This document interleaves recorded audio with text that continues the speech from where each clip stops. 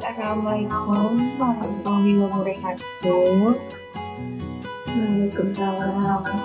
Waalaikumsalam warahmatullahi wabarakatuh. Perkenalkan, saya Igidiani Putri dan rekan saya. Dan Sri. Iya. Kami dari Prodi Perbankan Syariah ingin mempresentasikan mata kuliah studi pengembangan bisnis syariah. Boleh silakan, Misalnya.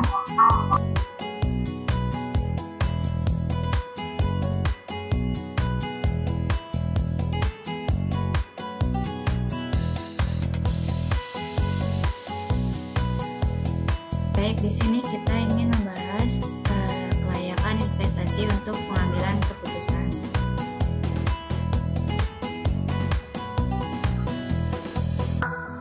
Di sini ada 3 materi dari presentasi kami. Yang pertama itu ada kriteria penilaian investasi, yang kedua produk pembiayaan syariah, dan yang ketiga itu resikonya. Materi pertama yaitu kriteria penilaian investasi adalah tolak ukur yang digunakan untuk menentukan apakah suatu proyek investasi layak untuk digunakan. Kriteria ini membantu dalam mengevaluasi potensi keuntungan, risiko, dan waktu yang dibutuhkan untuk mendapatkan pengembalian investasi. Selanjutnya, kriteria dari penilaian investasi yaitu yang pertama ada net present value, digunakan untuk mengetahui perbandingan antara nilai aset saat ini dengan masa yang akan datang, yaitu rumusnya NPV sama dengan FV per 1 plus L dikali N. Yang kedua itu ada internal rate return, digunakan untuk menganalisis keuntungan atau mengetahui kemampuan perusahaan dalam mengembalikan bunga pinjamannya. Rumusnya ini sebagai berikut ini. Terus yang ketiga itu ada net benefit cash ratio, yaitu digunakan untuk mengetahui gambaran keuntungan dari seluruh total pengeluaran. Yang keempat ada payback period, yaitu digunakan untuk mengetahui berapa lama waktu yang dibutuhkan untuk pengembalian investasi atau mencapai titik investnya. Kalau yang kelima, accounting rate of return, untuk mengetahui prospek kinerja investasi dan rasio rata-rata laba bersih dari perusahaan. Yang terakhir itu profitability index, yaitu digunakan untuk mengetahui perbandingan antara tingkat arus kas dengan nilai investasi. Selanjutnya akan dijelaskan oleh Gigi. Baik, yang selanjutnya yaitu ada produk pembiayaan syariah.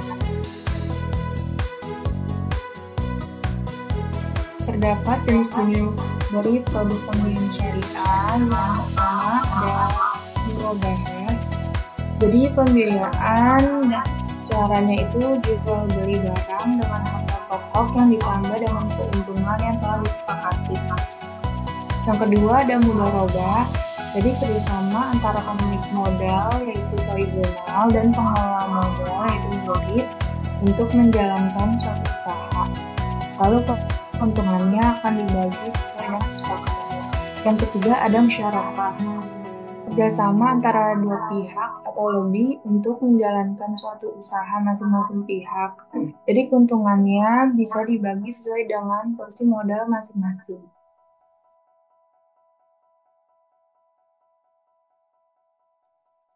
Lalu ada ijarah. Ijarah yaitu sewa menyewa. Jadi nasabah itu menyewa aset yang ada di bank. Lalu ada istisna, pembiayaan barang yang belum ada dan sedang diproduksi. Jadi nasabah mau memesan dulu barangnya kepada pihak bank, lalu pihak bank yang akan memproduksinya. Yang terakhir itu ada core, pinjaman wajib yang dikembalikan dengan jumlah yang sama pada waktu yang telah disepakati.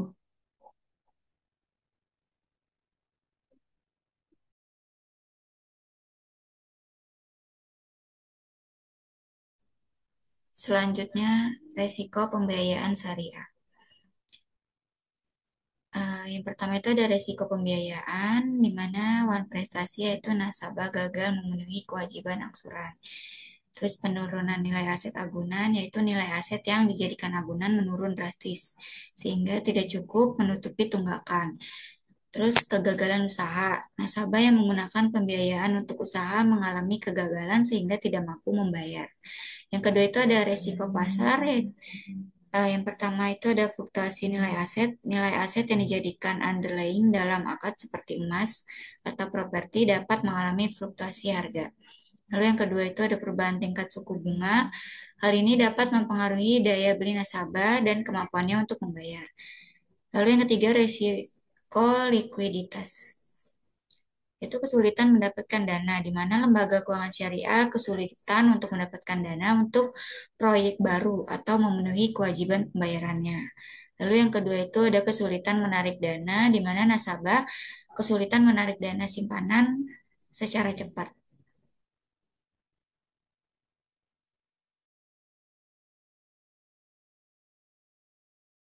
Selanjutnya ada risiko dalam pembiayaan syariah. Yang pertama ada risiko operasional. Sebenarnya apa sih yang terjadi di risiko operasional itu? Yang pertama ada kesalahan sistem. Jadi kesalahannya itu menyebabkan kerugian finansial. Lalu ada penipuan. Jadi terjadi penipuan oleh pihak internal atau eksternal. Lalu ada kegagalan produser, yaitu kegagalan yang mengikuti prosedur operasional yang telah ditentukan. Selanjutnya ada risiko hukum. Jadi perubahan regulasi yang dapat mempengaruhi operasional lembaga yang ada di keuangan syariah. Selanjutnya ada sengketa hukum. Jadi terjadinya sengketa hukum antara lembaga keuangan syariah dengan nasabah atau pihak ketiga. Lalu ada risiko reputasi. Jadi kerusakan citra. Jadi terjadinya peristiwa lembaga keuangan syariah seperti kasus penipuan atau pelanggaran prinsip syariah.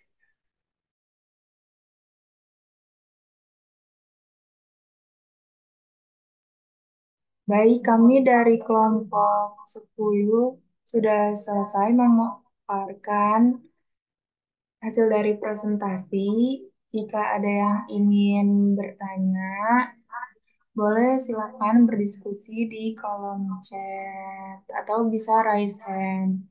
Terima kasih. Kurang lebihnya mohon maaf. Wabillahi taufiq wal hidayah. Wassalamualaikum khairat. Dan wabarakatuh turun.